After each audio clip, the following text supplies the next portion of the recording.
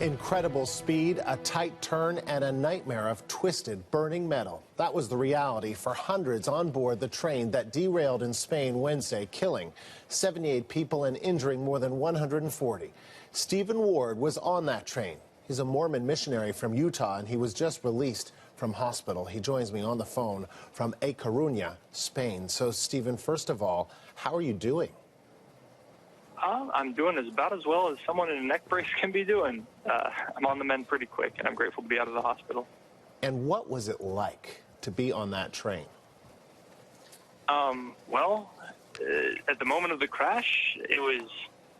Honestly, it happened so fast, I didn't even have time to really be scared. The train started leaning to one side for a couple seconds, and then we flew off the rails, and I didn't even have time to think, oh, I bet we're crashing. It was all very, very sudden.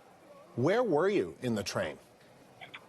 So I was in car number 8, but I'm not sure how many there were in all. There were a lot more at the train station, but I'm not sure how many of them actually pulled out with us. But I was somewhere in the middle of the train. So you talk about how fast it all happened, that you probably didn't even realize at the time that you were actually crashing. Can you just describe those few seconds in terms of what you saw and what you heard as this train was crashing? So we had just gone around a couple of sharp curves, and so at first this just seemed like one more sharp curve, and then you could feel one set of wheels lift up off the tracks, and there wasn't screaming or anything. People just were kind of like, whoa, we're leaning pretty hard. And then for about half a second, luggage started falling out of the rack up above us. I remember the man across from me in an act of bravery jumped up to catch a backpack that was going to hit a woman in the face. And then we just flew off the rails. Gravity was suddenly pulling sideways toward the windows, and I blacked out. And can you just describe, like, did you get the sense that this train was traveling too fast? You mentioned there were a couple of other curves. Did you get your feeling that this train was just way out of control in terms of the speed? So there's a little screen in each car that shows the speed of the train. And for most of the ride, it had been about 100 kilometers per hour. And I looked up a couple of minutes before the crash, and I thought it said 194. But it was all the way on the other side of the train car, and the sun was kind of shining off of it, and I don't have the best eyesight, so I thought, oh, that can't be right. It must be 104.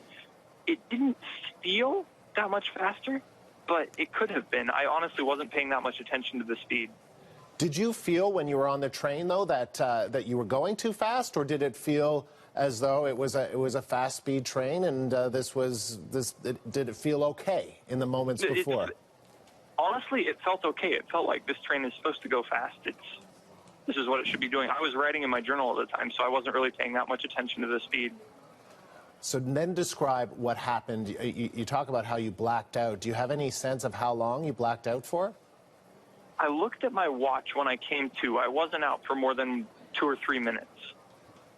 The next thing I remember is them helping me out of the car. I was very lucky. My car ripped apart from one of the cars next to it, so they were able to help me out through a door rather than a window, and I was one of the first people they got out.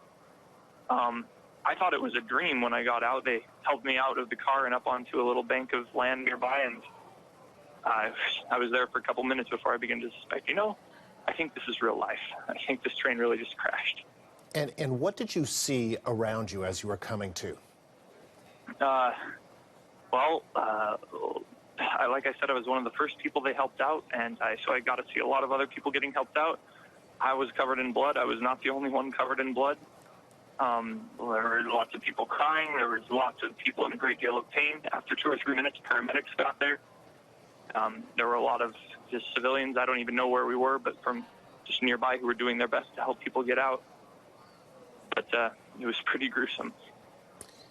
Have you ever, I'm sure you haven't ever experienced anything like this. No. What do you, how do you kind of, not that you can make sense of it all, but how do you try and, what have you been thinking about since you've been, now you're out of hospital, what have you been thinking about over the past couple of days? Mostly, I'm just really grateful that I came off so well. I'm very sad that so many people passed away and that so many others are in critical condition. I was the very last person they pulled away in an ambulance because I was in relatively good condition. I mean, I have some good bruises, some scrapes, some staples, and a neck brace, but nothing that won't heal on its own. So my overwhelming emotion has just been gratitude that I didn't come off so much worse. Stephen, good to hear that you're okay, and we appreciate you taking the time to talk to us. Thanks very much. No problem. Thank you.